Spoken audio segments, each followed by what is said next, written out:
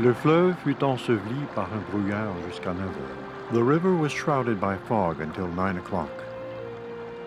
The winds are calm. They were sent to an alien world on a mission of strategic importance.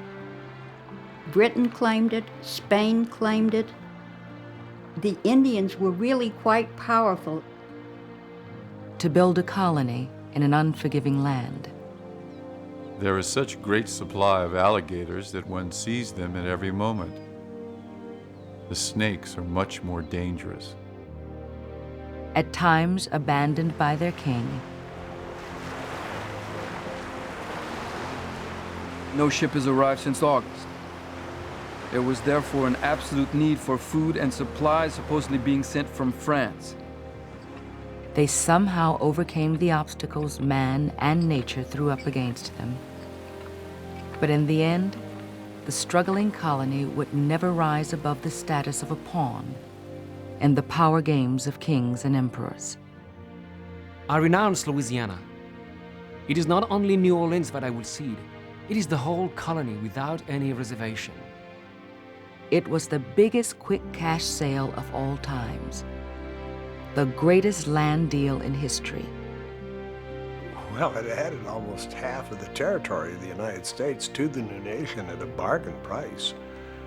It brought New Orleans into the Union and made it the greatest port for everybody from the Appalachians that had ended up way over to the Rockies. So how important was it? It's impossible to exaggerate its importance. No longer a pawn, Louisiana moved the young United States to the center of the world stage and fired the imagination of the new nation it was now a part of. Every eye in the United States is now fixed on this affair of Louisiana. Perhaps nothing since the Revolutionary War has produced more uneasy sensations through the body of the nation.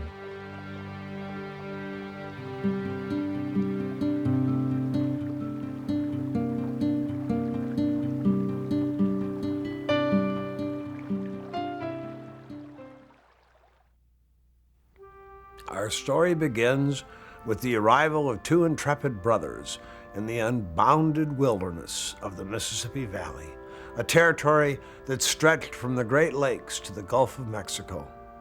In a little more than a century, that wilderness would come to bloom, first as a European colony full of promise, then as the frontier of a fledgling American nation.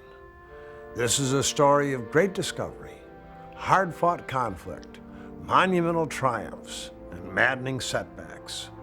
It's a tale of fire and flood, pestilence and piety, greed and grandeur. Above all, it's the story of a people, families struggling to make a life for themselves and their children in a harsh yet bountiful land called Louisiana.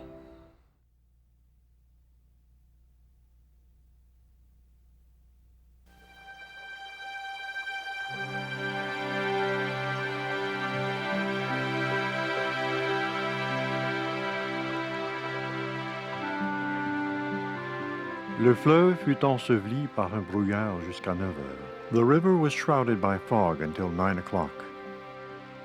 The winds are calm. At noon, I took my bearings with an astrolabe which I had made specially for this mission, and I found that I was in the latitude of 30 degrees north. Pierre Lemoine, Sieur d'Iberville. In 1698, Louis XIV of France chose two brothers from Montreal to explore the Mississippi River. Pierre Lemoine, Sieur d'Iberville, was 38 years old, and his brother, Jean-Baptiste Lemoine, Sieur de Bienville, was only 18 when they set out on their journey. On March 3rd of the next year, Mardi Gras Day, Iberville and Bienville first pitched camp along the banks of the Mississippi, not far from the mouth of the river.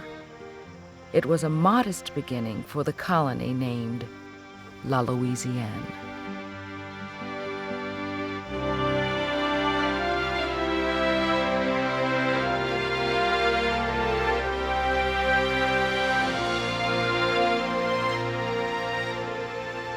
Later, Iberville and his men built permanent settlements, first at Biloxi, then at Mobile Bay. A frail wooden stockade on a desolate coastline was the only sign of France's entry into the New World here. But while the Lemoyne brothers may have been the first Frenchmen to call the region home, they were not the first Louisianians.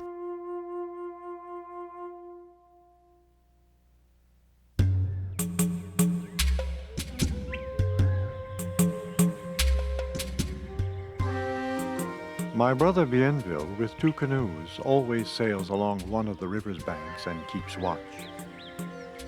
At midday, we discovered a campfire on the left bank, and we know an Indian had been there. Pierre Lemoyne, Sieur d'Iberville.